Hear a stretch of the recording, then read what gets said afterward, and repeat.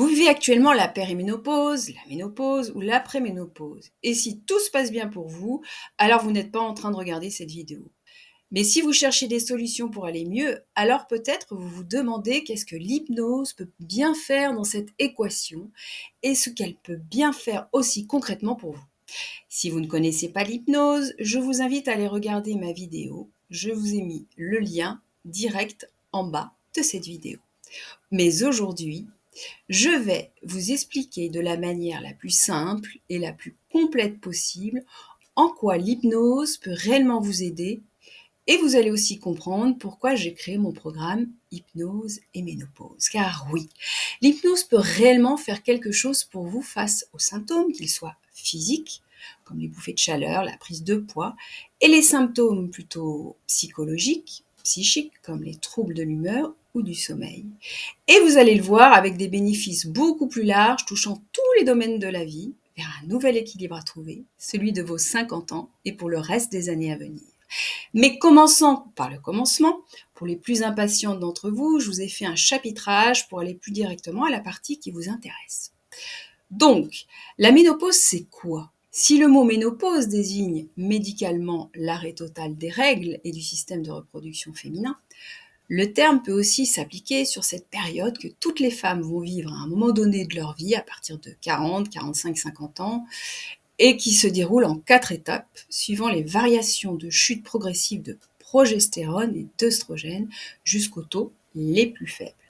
La préménopause, la périménopause, la ménopause en elle-même et surtout l'après-ménopause. Oui, parce qu'on présente trop souvent la périménopause comme une simple transition à passer, comme si les choses allaient rentrer dans l'ordre d'elles-mêmes, exactement comme avant, ce qui n'est pas vrai. Il y a un avant et un après, et c'est tout à fait normal, parce que l'état d'être ménopausé va nous accompagner pour le reste de notre vie. Et nous vieillissons plus vite à 50, 60, 70 ans qu'à 30. Logique, non? Et ça, il faut l'anticiper sans être dans le déni ni dans l'obsession de jeunisme. Donc, la chute des hormones féminines a pour conséquence un métabolisme complètement chamboulé et l'apparition d'une série de symptômes physiques et mentaux ayant des impacts sur le bien-être et la santé féminine. Voyons tout d'abord les impacts sur votre corps. La chute des œstrogènes est responsable de l'augmentation de la masse grasse et de la baisse de la masse musculaire, avec en plus l'apparition d'une légère résistance à l'insuline. De cela, la satiété se trouve modifiée. On a plus souvent faim, avec parfois des pulsions d'envie de sucre irrépressibles. On peut prendre du poids, ce n'est pas le cas chez toutes les femmes, et cette prise de poids est très liée à la fonte du muscle, qui entraîne une dépense énergétique moindre. Cette prise de poids est aussi liée au changement d'habitude alimentaire, les craquages et les grignotages émotionnels. J'ai eu une cliente qui, certains jours, avalait sans problème un paquet entier de 10 petites brioches industrielles, ce qui ne lui arrivait jamais avant la périménopause. L'hypnose lui a permis, entre autres, de limiter ses pulsions alimentaires. Le résultat, c'est que la silhouette se modifie, même si l'on ne prend pas de poids, en raison de la redistribution de la masse grasse et de la masse maigre, qui se loge plutôt sur le ventre et le haut du corps. Il y a aussi des impacts sur votre peau, vos cheveux et vos articulations. Je m'arrêterai là n'étant pas médecin, car il y a bien évidemment aussi des conséquences sur une grande majorité des organes, notamment vitaux de notre corps, comme le cœur. La baisse des œstrogènes entraîne un ralentissement plus accentué du métabolisme de votre peau qui a commencé déjà vers la trentaine. En gros, les fibroblastes et les autres cellules de la peau fonctionnent moins bien.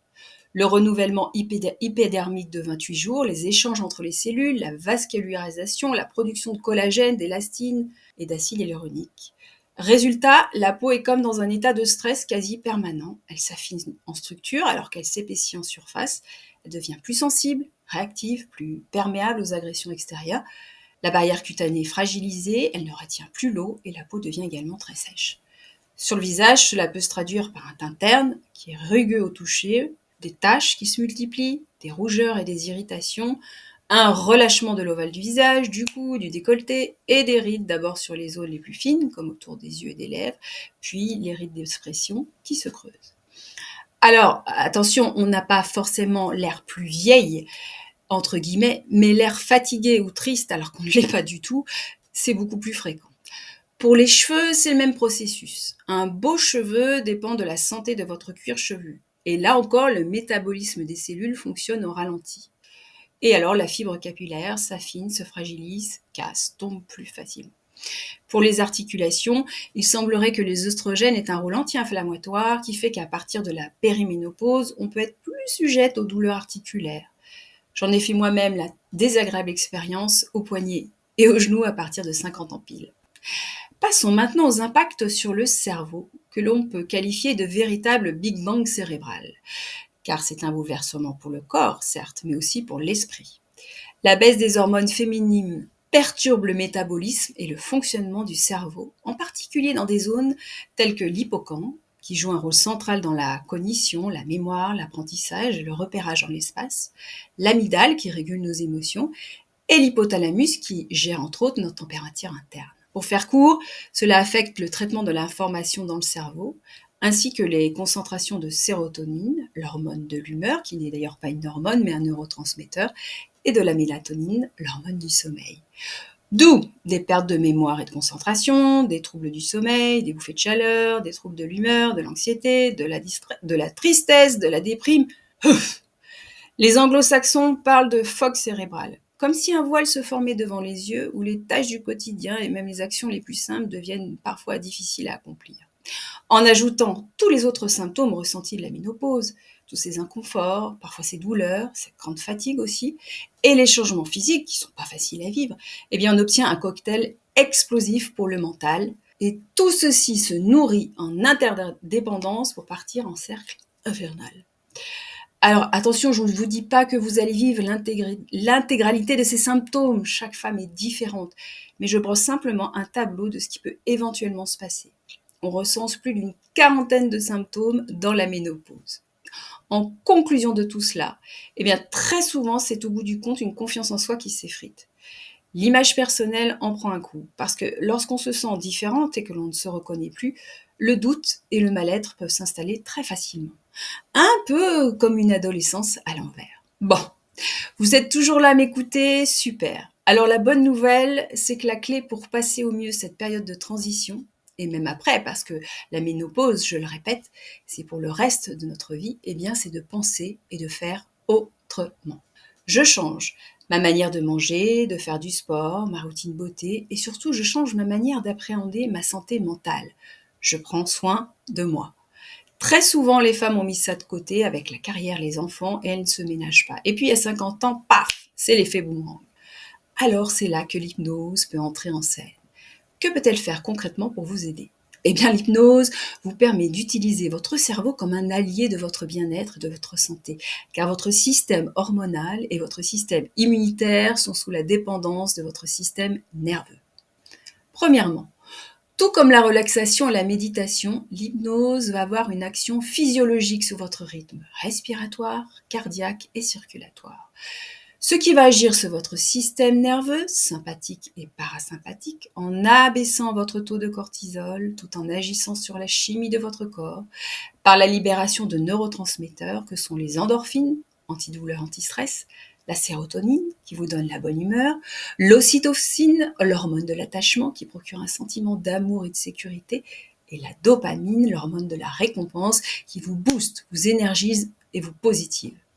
Troisièmement, l'hypnose agit également sur vos neurones. Elle stimule la plasticité du cerveau, ce qu'on appelle la neurogénèse, c'est-à-dire la création de nouveaux réseaux neuronaux, donc de nouvelles pensées.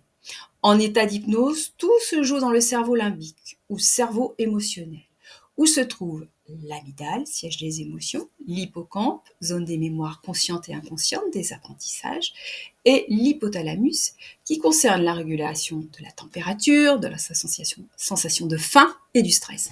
Et cela tombe bien, c'est exactement là où l'on souhaite agir pour un grand nombre de symptômes de la ménopause. Bingo! Enfin, l'hypnose agit sur votre psychologie, car vous modifiez intentionnellement votre perception de la réalité. Vous reprenez votre pouvoir sur la gestion de vos émotions, de vos pensées, vos croyances, vos comportements.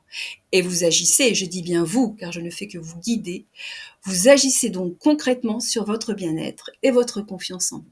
Avec l'hypnose, on peut donc agir sur la perception des bouffées de chaleur.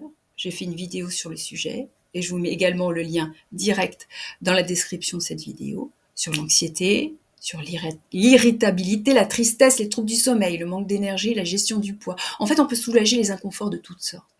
Et au-delà encore, les séances d'hypnose agissent en cascade dans tous les domaines de la vie, de la confiance et l'estime de soi, à la créativité et la connaissance de soi, pour ainsi se réinventer et trouver son chemin à un moment clé dans la vie d'une femme où très souvent les enfants partent, les couples se séparent, la vie professionnelle n'est plus satisfaisante, etc.